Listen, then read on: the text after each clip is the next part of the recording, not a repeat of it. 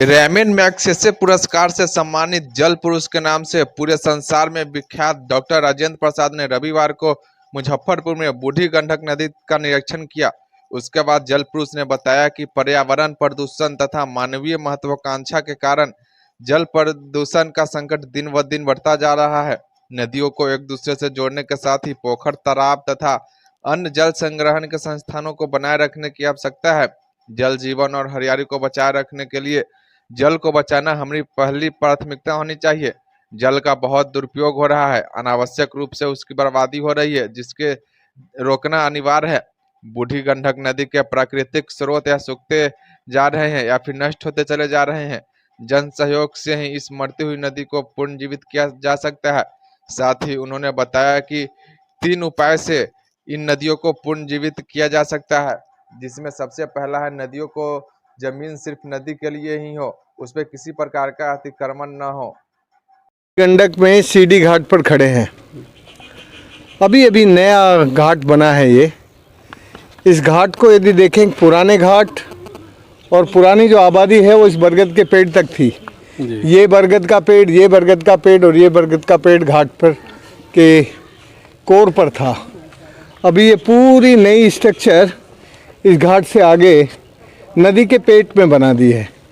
मुझे समझ में नहीं आता कि हम नदियों को माई कहने वाले भारत के लोग उसके शरीर पर क्यों कब्जा करना चाहते हैं, क्यों अतिक्रमण करना चाहते हैं। अरे जब माई कहते हो तो माई को माई की तरह छोड़ दो। जब हम उसकी ज़मीन पे कब्जा करेंगे तो वो कैसे स्वस्थ रहकर हमें स्वस्थ रखेगी। नदी के 3 अधिकार होते हैं, कोई भी नदी हो दुनिया की। पहला अधिकार होता है कि नदी की ज़मीन केवल नदी के लिए होती है। उस नदी की ज़मीन को ना राज बदल सकता, ना समाज बदल सकता। नदी के ज़मीन के टाइटल को किसी भी कानून के तहत बदला नहीं जा सकता दुनिया में। उसका ये जो सब काम है ना, ये कानून के बाहर का काम है।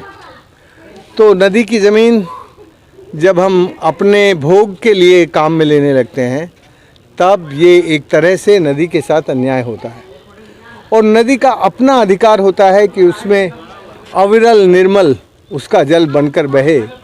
अब इस नदी में जो जल बह रहा है उसमें आर्सेनिक है वगैरह वगैरह, वो तो है, लेकिन इसमें जो सिटी का पॉल्यूशन है और जो और पॉल्यूशन है, उस पॉल्यूशन के कारण इन नदी का पानी पीने के लायक नहीं है, नहाने के लायक नहीं है। पुनर्जीवित करने के लिए क्या कुछ करना है इसको? देखो, नदी को यदि इसको पुनर्जीवित करना है तो फिर इसका जहाँ से फ्लो है, नेपाल से जहाँ से पानी आता है, वहीं से पानी के फ्लो को स्लो करना होगा। जब पानी के फ्लो का स्लो होगा तो पूरे साल इस नदी में अधिक प्रवाह होगा, और जो अधिक प्रवाह होता है, कई बार पॉल्यूशन का सॉल्यूशन डाइल्यूशन होता है। जब पानी का प्रवाह तेज़ होता है तो आपने थोड़ा बहुत पॉल्यूशन किया तो वो उसको धो के निकल जाता है। तो अभी इस नदी में हृदय रोग की बीमारी है, इस नदी में प्रवाह नहीं है। तो इस नदी का प्रवाह कैसे बढ़े, उस प्रवाह को बढ़ाने के लिए ऊपर से काम करते हुए आना पड़ेगा, जिससे वो पानी ऊपर रुक के फिर धीरे धीरे नीचे आए और इस नदी में प्रवाह बना रहे। नंबर 1। नंबर 2, भारत में रिवर और सीवर को सेपरेट रखने की व्यवस्था थी। कभी भी पीने वाले पानी में, नहाने वाले पानी में इंसान अपना मलमूत्र नहीं मिला सकता था।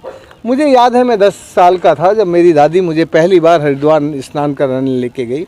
तो उन्होंने मेरे कपड़े उतारे और कपड़े उतार के लोटे में पानी ला के गंगा जी में से पहले मेरे सिर पे डाला, फिर मुझे कहा जाओ जो पेशाब करके आओ, और फिर गंगा में स्नान करने की इजाज़त दी।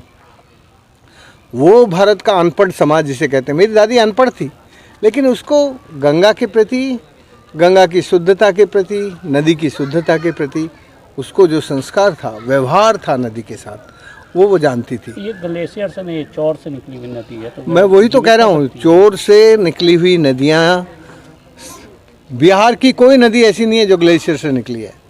बिहार की जो नदियाँ हैं वो भूजल के भंडार से, अधो भूजल से निकलने वाली धाराएं हैं। इसलिए अधो भूजल से निकलने वाली जलधारा को आप उसमें उसके फ्लो की गति को तेज बढ़ाएंगे तो वो पुनर्जीवित होगी, अन्यथा वो मर जाएगी। अभी क्या हो रहा है, सुनो पहले बात। अभी क्या हो रहा है कि इस नदी की बीमारी है हृदय रोग की, और उन्होंने ब्यूटी पार्लर के पास भेज दिया इसका इलाज करने। ये उसका ब्यूटी पार्लर है जिस पे हम खड़े हैं ना, ये उसको ब्यूटी बनाने का काम कर रहे हैं।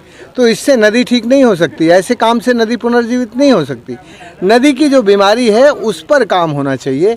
नदी की बीमारी को आइडेंटिफाई करके डायग्नोस करके उसका इलाज करेंगे तो नदी पुनर्जीवित होगी। वो कोई इतना कठिन काम नहीं है यार। मेरे जैसा आदमी, मामूली आदमी जो राजस्थान में नदियों को, मरी हुई को, सूखी को जिंदा कर दे, तो सरकारों के लिए तो क्या कठिन है। सरकारें तो बहुत काम कर सकती हैं।